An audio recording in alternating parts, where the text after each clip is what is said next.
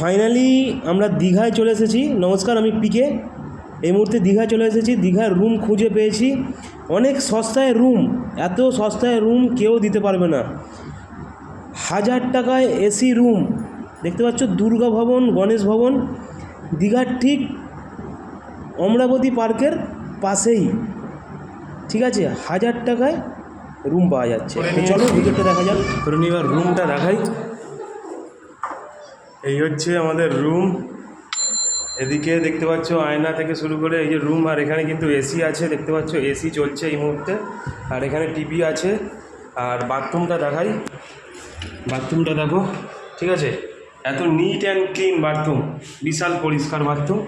তো ঠিক আছে, সকলকে অনুরোধ করবো ভিডিওটা প্রচুর পরিমাণে শেয়ার করে দাও। আর যারা যারা আসতে চাইছো এই গণেশ দুর্গা ভবনে, তারা কিন্তু অবশ্যই নিচে স্ক্রিনে দিয়ে কন্ট্যাক্ট নাম্বার দেওয়া থাকছে, সেখান থেকে দেখে অবশ্যই যোগাযোগ করে চলে আসো। ঠিক আছে, টাটা, বাই বাই।